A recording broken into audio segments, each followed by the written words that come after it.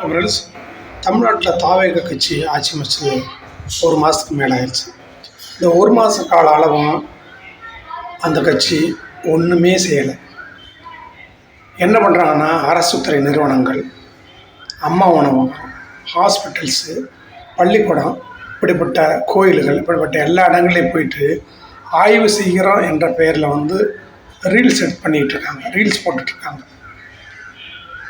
சில பேர் போலீஸ் ஸ்டேஷன்லேயே போய் ரீல்ஸ் எடுக்கிறாங்க, பள்ளிக்கூடத்தில் குழந்தைகளை வச்சு ரீல்ஸ் போட்டுட்ருக்காங்க. அதாவது அரசு துறை நிறுவனங்கள்லாம் தாவேக்குடைய அப்பை விட்டு சொத்து நினச்சிட்டாங்கள. அது அப்படி அரசு அதிகாரிகள், அரசு அலுவலர்கள் போய் செய்ய வேண்டிய வேலைகளை இந்த கட்சிக்காரங்க யார் போய் செய்கிறது? இதுக்கு யார் அதிகாரம் கொடுக்கறது? இதெல்லாம் ஒரு பைத்தியக்காரத்தனமான செயல். இவங்க தெரிஞ்சு செய்கிறாங்களா, தெரியாமல் செய்கிறாங்களான்னு ஒன்றும் புரியல. தாவேக்காவுடைய அமைச்சர்களே சட்டமன்றத்தில் பேச தெரியாமல் முழிக்கிறாங்க. குறிப்பாக முதல்வர் விஜய் அவர்களே அவர் துறை சார்ந்த கேள்விக்கு பதில் சொல்ல முடியாமல் திக்கு திணறி போய் உட்காந்துட்டுருக்காரு. நிதியமைச்சர் நிதி சார்ந்த விஷயங்களை வெள்ளையறிக்கை வெளியிடுறதுக்கே நிதிக்கு நீதிங்கிறார். அவருக்கே பேச தெரியல, தமிழ் பேச தெரியல. முதல்வருக்கு எழுதி கொடுத்தா மட்டும்தான் பேசுவார், மற்ற சும்மா இருக்கார்.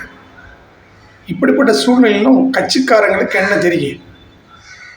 இதெல்லாம் தவறான செயல். பள்ளிக்கூடத்தில் போய் கேக் விட்டுறது இது ஒரு தவறான முன்னுதாரணம். நிச்சயம் இதனால் தாவேகா கட்சி அடுத்து நடைபெற உள்ளாட்சி தேர்தலையும் சரி, நடைபெற இருக்கிற இடைத்தேர்தலையும் சுத்தமாக வாஸ் அவுட் ஆகுங்கிறத உண்மை. மக்கள்லாம் கொதிச்சு போயிருக்காங்க. ஏன்னா நாட்டில் என்ன பிரச்சனை நடக்குங்கிறத தெரியாமல் நீங்கள் போயிட்டு சும்மா அதை பண்ணிகிட்ருக்கிறீங்க. இது மகா தவறான செயல். இன்றைக்கி பார்த்தீங்கன்னா பனையூரில் மாற்றுக் கட்சியினர் தாவேகாவில் இணைகிறதா ஒரு மீட்டிங் போட்டிருக்காங்க. அந்த பொதுக்கூட்டத்தில் அமைச்சர் ஆதவர்ஜனா பேசிகிட்டு இருக்கும்போது 2 முறை கரண்ட் கட்டு. இதுக்கு என்ன சொல்கிறாரு? இந்த 50 வருஷம் ஆண்ட திராவிட கட்சிகள் தான் இது காரணம் அப்படிங்கிறாரு. நீங்கள் ஆட்சிக்கு ஒரு மாதம் முடிஞ்சு போச்சு, இன்னும் திராவிட கட்சிகளே சொல்லிக்கிட்டு எத்தனை நாளைக்கு காலத்தை ஓட்டுவீங்க? இப்படிப்பட்ட பைத்தியகாரத்தனத்தை நம்ம முன்னால் பார்த்ததில் எந்த மாநிலத்திலும் இப்படி கிடையாது. இவங்களுக்கு இதை ஒன்றுமே தெரியலைங்கிறத மக்கள்கிட்ட சொல்ல முடியாமல் இன்னும் அவங்க மேலே பழி போட்டுக்கிட்டே இருக்காங்க. ஏன் நீங்கள் ஒரு மாதத்துக்கு மேலே ஆச்சே, இன்னும் என்னென்ன நடவடிக்கை எடுக்கணும் தானே? உங்கள் கையில் இருக்க சட்டம் எடுக்கணும் தானே?